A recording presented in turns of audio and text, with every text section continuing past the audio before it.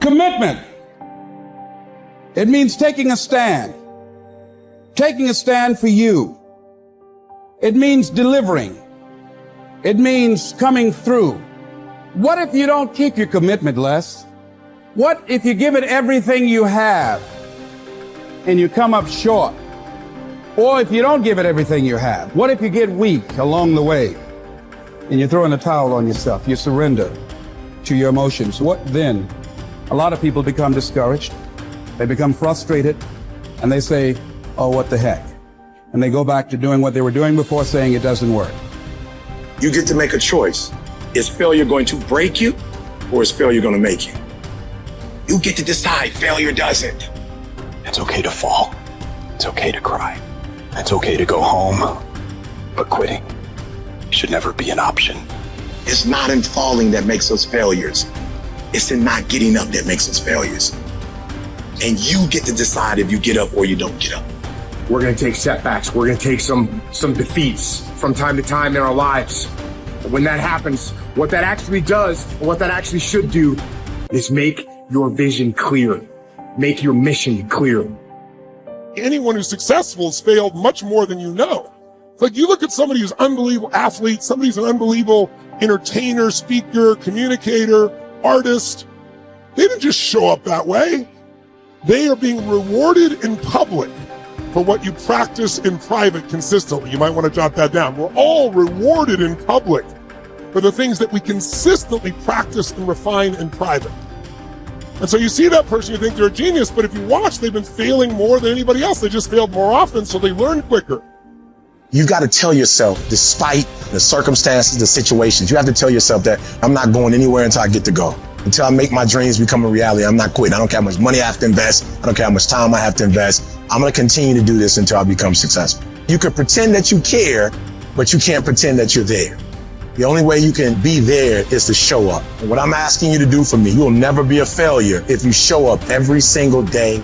Every single day when I come, I show up and I let failure know. Failure is not an option. You can't even let it sink into your brain, not even a second. You have to know that this thing is going to work. Come hell or high water, whatever it is that I set out to do, it may not happen in 6 months, it may not happen in a year, it may not happen in 2 years, but at some point, my dream is going to become a reality. I can accept failure. Everyone fails at some point, but I cannot accept not trying. When you've tried your best, when you've given 120%, you should never feel bad. You pick yourself up, you look at it from another perspective, you come up with another solution, and you go at it again. You're a problem solver. You're not soft. You're not weak. You don't quit. You don't surrender. You fall 7 times, you get up 8.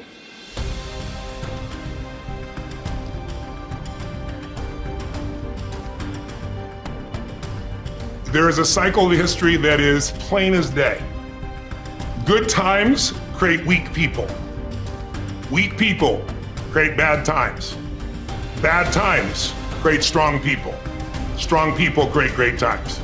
This is the cycle of history. Our thinking, our process is so affected by the way we're raised generationally, the experiences we go through. So let me give you an example of why we're having challenges today and why I'm more than hopeful. Let's say you were born in 1910. Now, think of it this way first.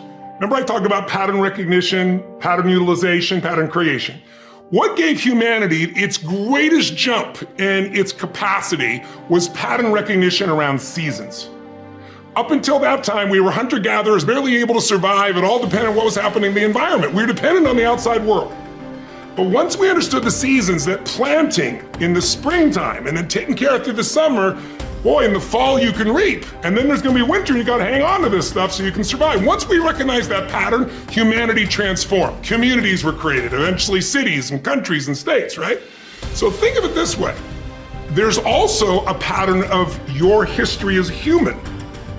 0 to 21, 19 to 2021 is a springtime where everything's easy. It's easy to grow. Growth happens, you don't have to do squat. Your body grows, life grows. And some of us had a more protected childhood, some of us had no protection. We had to step up and take care of things when we were 7 or 8 years old. But regardless, overall, it's a time in which people look out for you, you're taught things, you consume what you're taught. But once you come 19, 20, 21 roughly, and sometimes it's 16 for some people, 25 for others, but you get the picture, you enter a new season of life. You go to the summertime where you start testing and go, well, this is what I was taught, but do I really believe this? You know, this is what people say, but now I'm in a relationship, you know? And so all of this next 20 years is an explosive growth period if you work at it from 21 to 41. From 42 to 62 is a reaping time. If you planted really in the spring and you pushed hard through the summer, you're gonna reap. Now, if you didn't plant in the springtime, you're gonna weep in this season. You know, you're gonna be like, I don't have any money, I don't have any time, I don't know what to do, where am I going? But that's a season of power.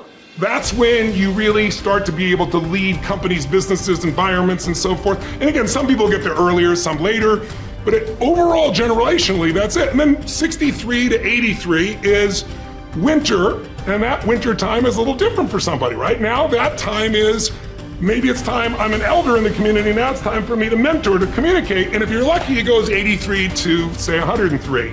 Or the oldest living human is about 119, if you were lucky enough to do that. Maybe you get an extended period of time where you enter the next springtime. So there's seasons that you gotta understand, because if you plant in the winter, I don't care how hard you work, you get no reward. If you bought a house, sounds wonderful, in 2007, normally great, 2007, probably not so great, you're probably just starting to do okay in the last 3 or 4 years, right? So there's a timing to things. There's a timing in your life. There's also timing in history. So imagine you're born in 1910. When would you come of age? 19 years old, 1929. What did you grow up with? World War I ended during that time, the whole world celebrated, and the roaring 20s began, and you're in your teens, cars, radios, parties. You can't wait to turn 19, 20, 21, right? And what happens? For that generation, right at that stage of life, the whole game, the wolves pull out from it, and people are jumping out of buildings, the economy goes to the floor, we got the Dust Bowl. But it didn't end there. Because what happened when they were 29? 1939, World War II. And you and I are too young to know it, but those around know that it looked like we were gonna lose. Hitler was storming across Europe. It looked like life as we know it was over. And these people went overseas and became heroes. They faced such unbelievable, they were thought as flappers, they were thought as weak, they were a lot like a lot of the generation that you see today, the Z generation, not so much because they're just coming up, right? But the millennial generation, by older people, they see them as weak, they're snowflakes, they're this and they're that, but they have technology, they have insights. And when the outside world is demanding enough, not yet, because they're still fearful, they will grow. And that's when things change. And so the season occurs. So think about the difference between the 30s and the 40s versus the 50s versus the 60s as we came after 63 into an American summer as a different mindset versus the 80s to the 2000s, 2010. So we're right now halfway through winter. We're in another winter. It starts financially. Now it's gone to health, but we're far from it. It's going to be war. And it might be cyber war, it might be full-on war, but there's zero question that China and the US are on a collision course that's going to shape the direction of humanity. And so the people that right now are alive today are gonna have to grow in that environment. I really think we're at a season where there's gonna be a whole new level of growth. And what I just want to do is be one of the many sources that can give people perspective, because here's the problem. A year ago, people thought we were coming out of, we got vaccines now, and we're coming out of COVID, and it's going to be all over now, and people are excited. But now, after going through 2 years of this, there's a lot of people now that no longer have a compelling future. Like, people talking about New Year's resolutions, most people don't even have one. Because it's like, they never followed through anyway, right? But at least they had something to look forward to. They're starting to get into learned helplessness. Learned helplessness is when something is so bad over and over again, you start thinking the problem's permanent. No problem is permanent. Or you start thinking the problem's pervasive because I haven't handled my finances, my whole world's over. Or because my relationship's bad, my whole world's over. Your life is bigger than that. Or all this is happening because there's something wrong with me. When you get to that point, you stop trying. And so my goal right now is to shake that up for people. People need a new perspective, and you can't do it by just sitting and thinking. You gotta move your body, you gotta change your energy and your focus, because low level of energy, I don't give a damn how smart you are, you're not gonna use all your ability. But if I get you into a higher state of being, mentally, emotionally, physically, then all of a sudden you start remembering who you are and you start coming up with answers that you never even thought were possible before.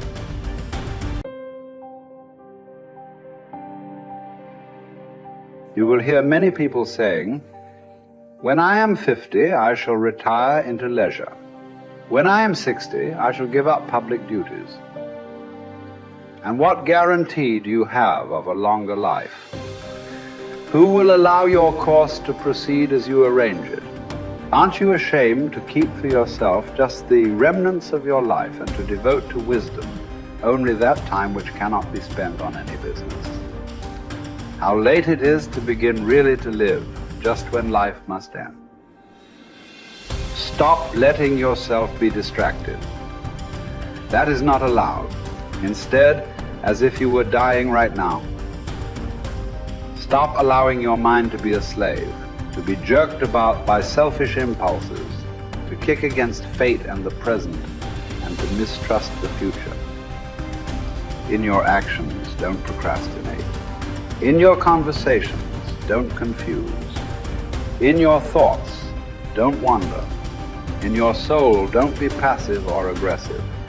In your life, don't be all about business. It is essential for you to remember that the attention you give to any action should be in due proportion to its worth, for then you won't tire and give up if you aren't busying yourself with lesser things beyond what should be allowed. Putting things off is the biggest waste of life. It snatches away each day as it comes and denies us the present by promising the future.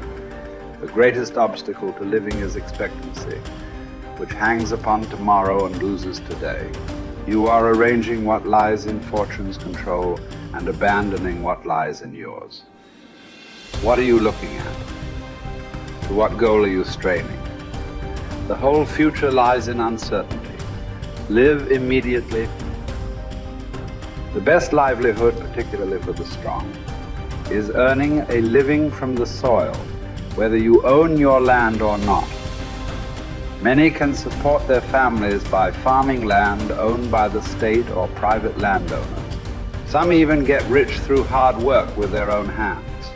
The earth repays those who cultivate her, both justly and well, multiplying what she received, endowing in abundance all the necessities of life to anyone willing to work, and all this without violating your dignity or self-respect.